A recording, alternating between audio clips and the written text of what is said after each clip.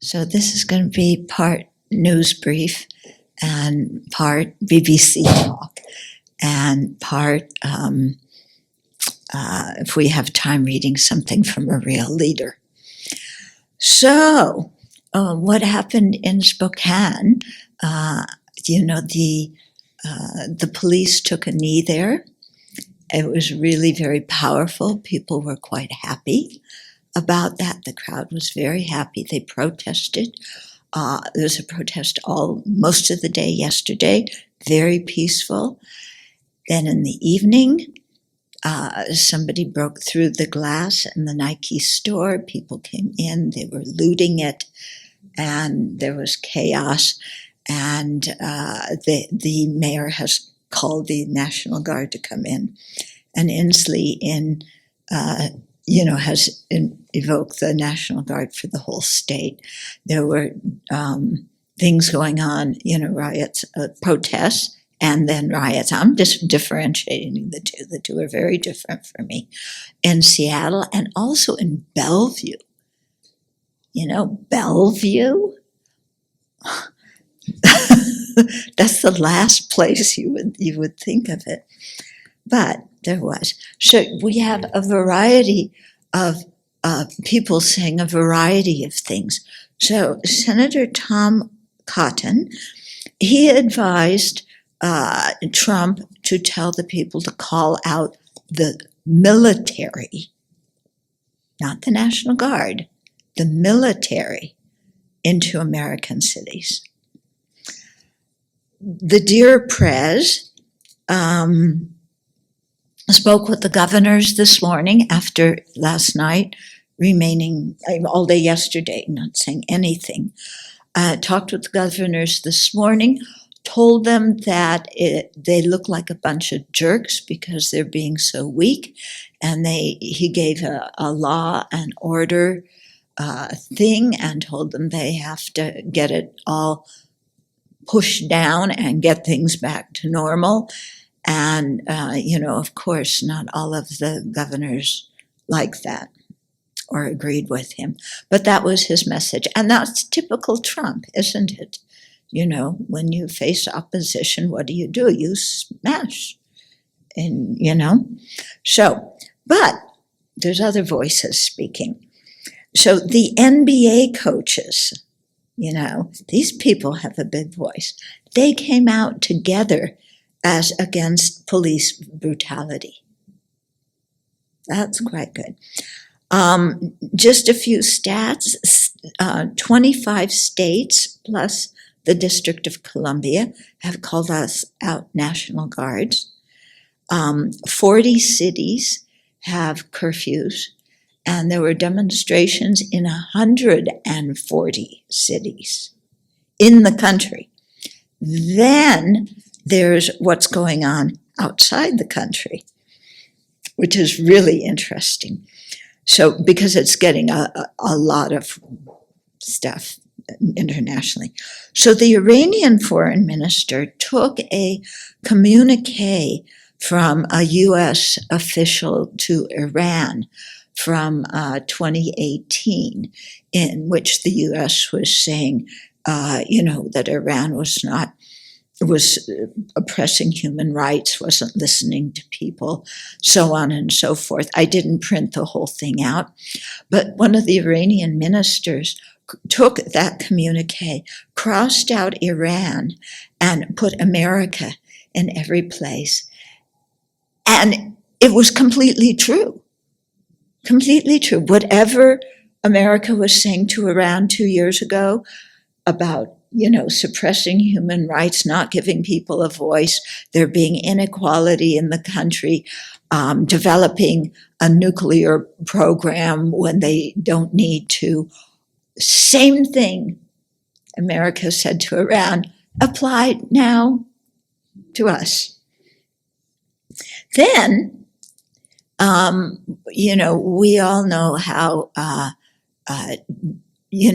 what's been going on with China doing a whole law and order thing in Hong Kong and suppressing the demonstrations, and just passing a new resolve or law in the last week, where they've sent in a lot of troops and police and so on into Hong Kong to subdue the protests, and they really want to stop the one state, two systems and get back to one state, one system in Hong Kong.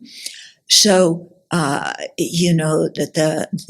the Trump administration took away Hong Kong's special status. They called China out for, being so hard on the protesters and taking away the people's freedom and not allowing public expression and not listening to the people. And one Chinese official tweeted back, "I can't breathe."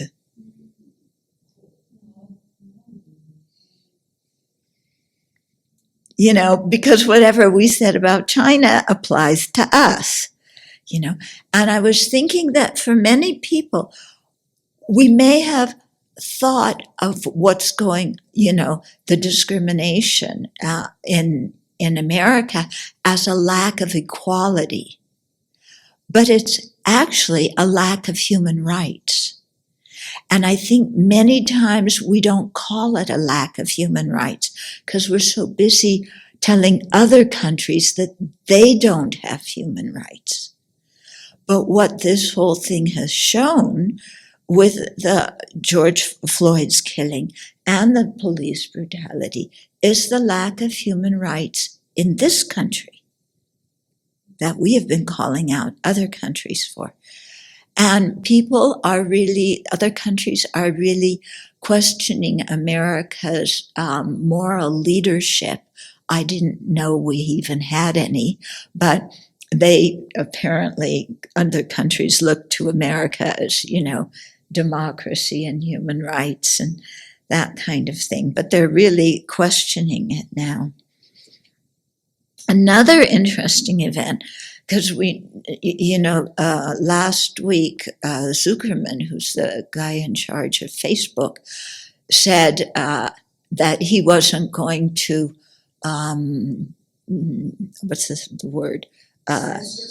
censor, or just even look at any political statements that people put out, whether they're true or false, because he says it's up to the public for people to decide what they believe and what they don't. And this is after Twitter finally, at least put a warning on some of Trump's erroneous tweets from last week that, there's other information and referred people to other information. Okay. But Facebook said, we're not going to do anything. Well, today there was a virtual walkout by many Facebook employees about Facebook's policy. And a couple of high-ranking people have said if Zuckerman doesn't change the policy... What? Zuckerman. Yeah, okay. Well, close enough. It starts with a Z. Z-U, actually. Zuckerberg. So if he doesn't change his policies, they're going to quit. Somebody else who's being hired into a high position is saying if they don't change, he's not going to join the company.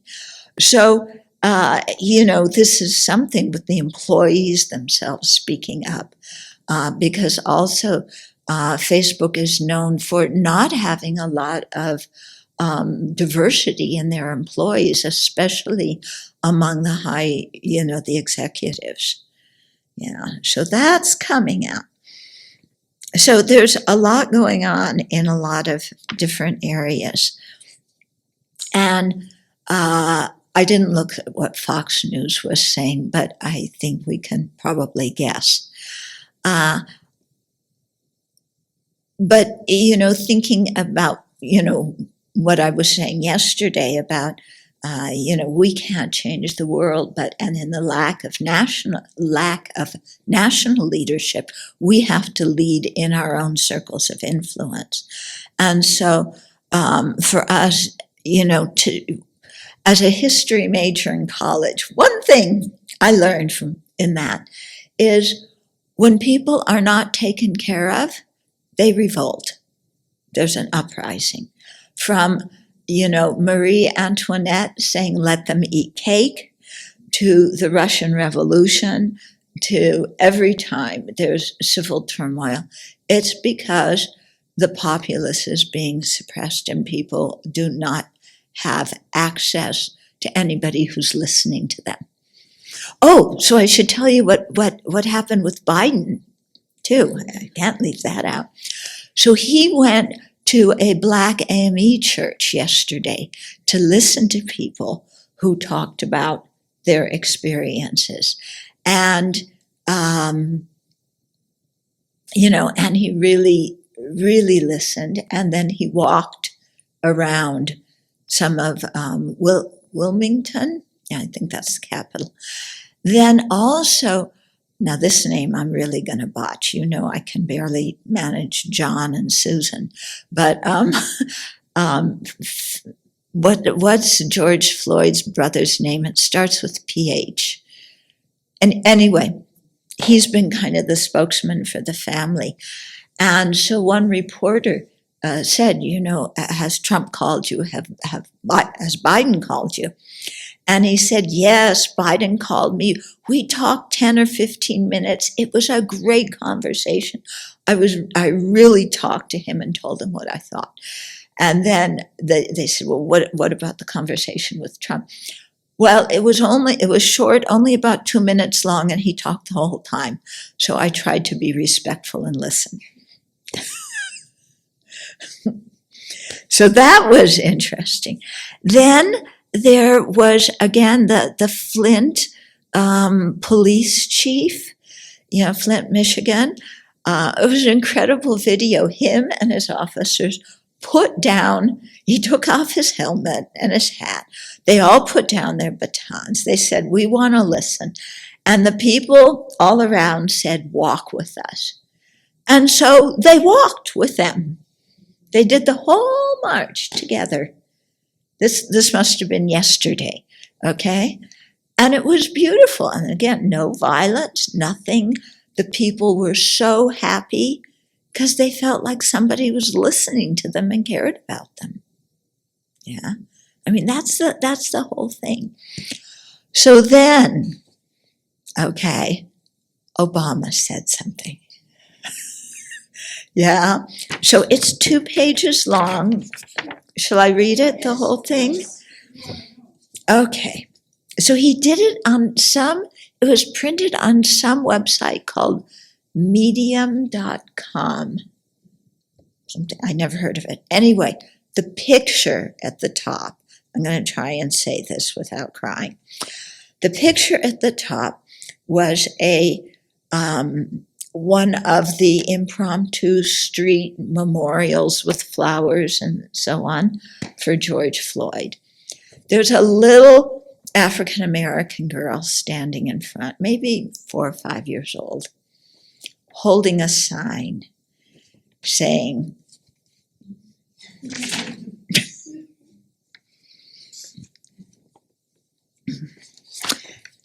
my daddy plays with me. My daddy reads to me. My daddy tucks me in at night.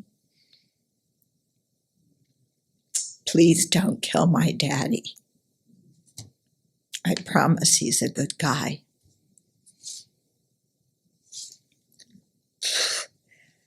Yeah, so that's at the top. Then here's what Obama said.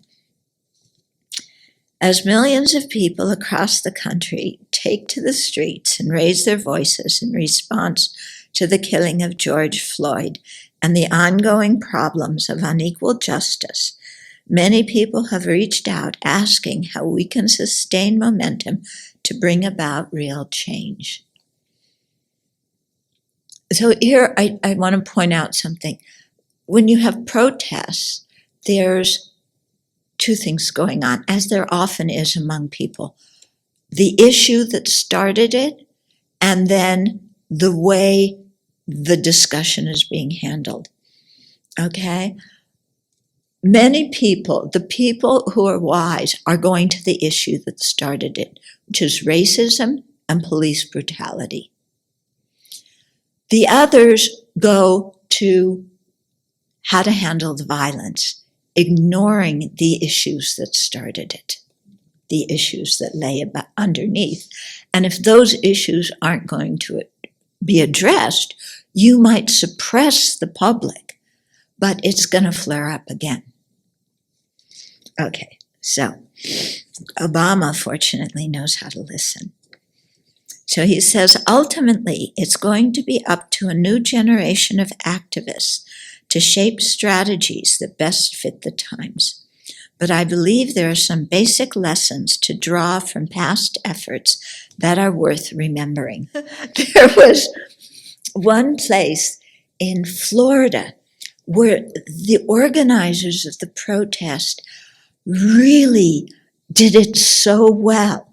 You know, they had medics on hand, they had lawyers on hand, they had people in bright green vests lining the route so that people could protest peacefully. And the people in the vest were monitoring, making sure that nobody was getting out of place or getting violent. But then the medics and the lawyers were there in case something else happened. So that is activism, you know, really done very, very well. Okay. I think in many of the other places, it's just been spontaneous and unorganized. And that's why, you know, you have all sorts of things happening. Anyway, I wanted to say that because it really struck me how you can organize a protest and you know, keep it well organized and keep it orderly, like we all learned from Venerable John Putter's kind education about Germans that we read this morning. Okay, so let me go on with what Obama's saying about the basic lessons to draw from past efforts. First, the waves of protests across the country represent a genuine and legitimate frustration over a decades-long failure to reform police practices and the broader criminal justice system in the United States. The overwhelming majority of participants have been peaceful, courageous, responsible, and inspiring. They deserve our respect and support, not condemnation, something that police in cities like Camden and Flint have commendably understood.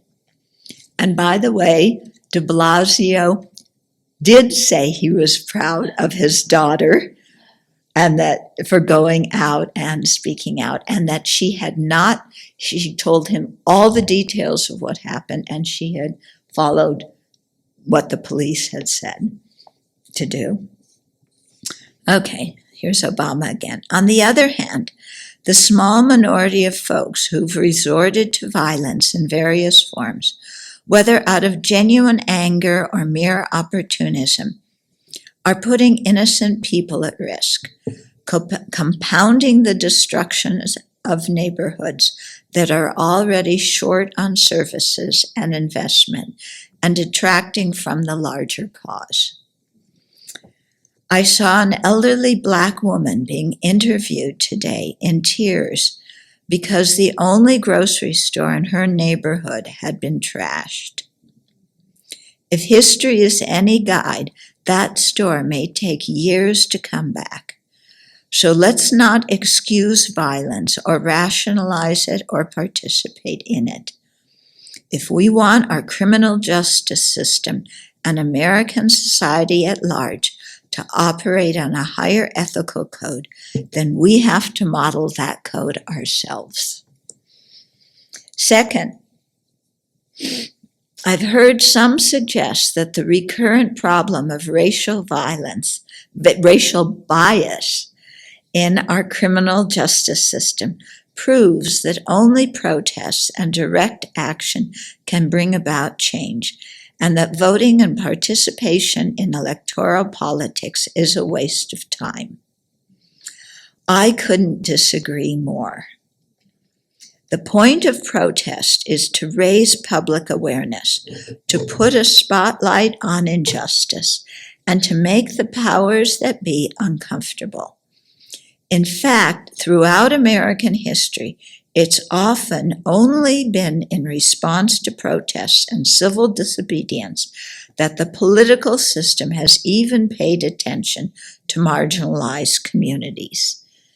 And we have to remember that the whole American Revolution started with protests and started with destruction of property, the Boston Tea Party.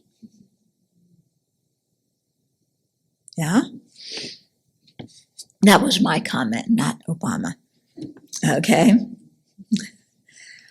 But eventually, aspirations have to be translated into specific laws and institutional practices.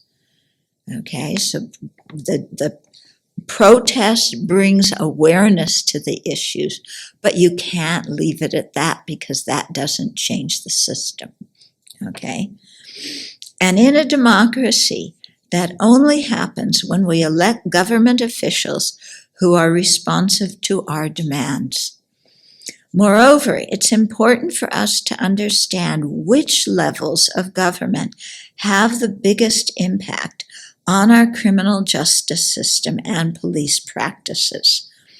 When we think about politics, a lot of us focus only on the presidency and the federal government. And yes, we should be fighting to make sure that we have a president, a Congress, a U.S. Justice Department, and a federal judiciary that actually recognize the ongoing corrosive role that racism plays in our society and want to do something about it.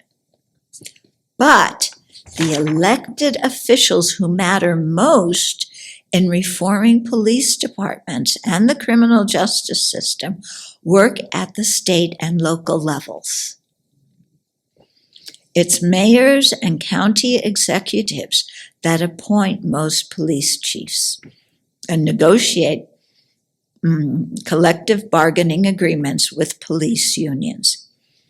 It's district attorneys and state attorneys that decide whether or not to investigate and ultimately charge those involved in police conduct. Those are all elected positions. Yeah, and this was the problem in Arbery, is that his name?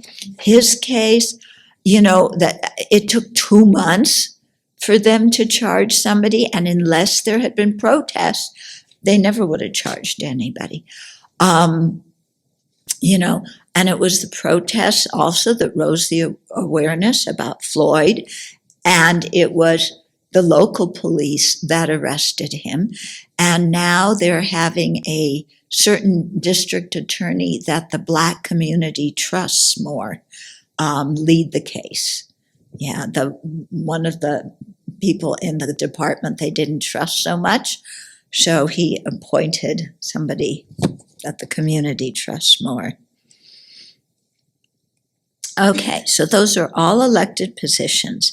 In some place, police review boards with the power to monitor police conduct are elected as well. Unfortunately, voter turnout in these local races is usually pitifully low, especially among young people, which makes no sense given the direct impact these offices have on social justice issues, not to mention the fact that who wins and who loses those seats is often determined by just a few thousand or even a few hundred votes. And whoever gets those seats influence the young people in minority communities a lot. And so he's saying, you guys need to get out and vote, not just the older ones, but the young ones too. So the bottom line is this.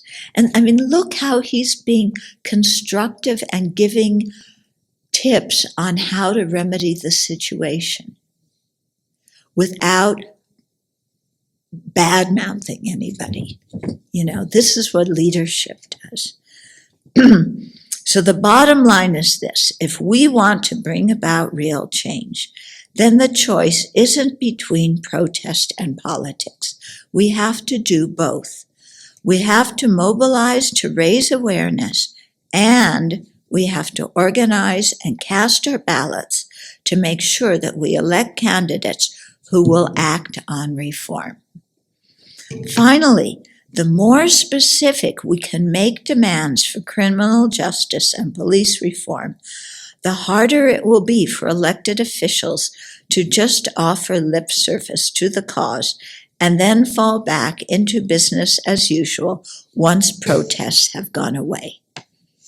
So if you just say, if you protest, no justice, no peace, that's not telling the police department and the district attorneys and so on what they need to change. Yeah. So he's saying, you may say broad statements like that, but then you have to come out with a platform and go to these people and say, these are the specific kinds of changes we want. Like what happened that showed that now many police officers wear body cams. That was because people said, this is one specific thing we want. Okay, so to really come out with more specific things, what kind of training you want for police officers, what kind of oversight for police officers, how you can create trust between the community and the police, between the community and the DAs, how to get more public defenders in the system so that, and what about stopping this whole thing of arresting and imprisoning people for not paying traffic tickets? This was going on in Ferguson, Missouri, and people lose their jobs for traffic tickets because they're put in jail because they can't pay their traffic tickets. What does that do to the community and to the families? It does not help them. So specific things like this, okay, that's what he's saying. The content of that reform agenda will be different for various communities. A big city may need one set of reforms. A rural community may need another. Some agencies will require wholesale rehabilitation. Others should make minor improvements. Every law enforcement agency should have clear policies, including an independent body that conducts investigations of alleged misconduct. Independent body doing that. Tailoring reforms for each community will require local activists and organizations to do their research and educate fellow citizens in their community on what strategies work best, and listening to the community. But as a starting point, here's a report and toolkit developed by the Leadership Conference on Civil and Human Rights and based on the work of the task force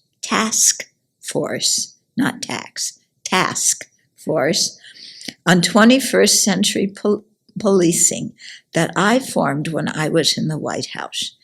And if you're interested in taking concrete action, we've also created a dedicated site at the Obama Foundation to aggregate and direct you to useful resources and organizations who have been fighting the good fight at the local and national levels for years.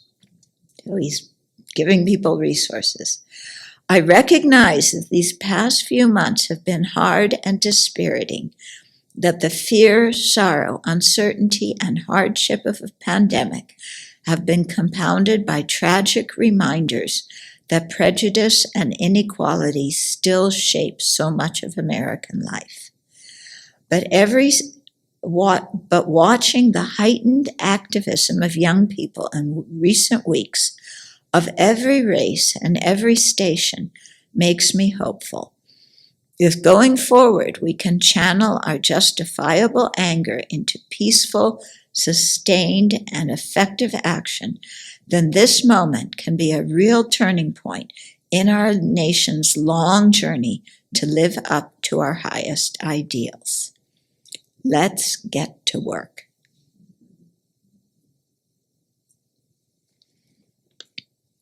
Okay. So it's, there's so much we can learn, not only from, what people are saying, but how they're acting, how they're saying things. This is also a leadership training course of what good leadership is and what good leadership isn't. Yeah. And we're all leaders in our own area, even if your job is leading the kitchen team washing the dishes. How do you talk to people who you're washing the dishes with? Yeah.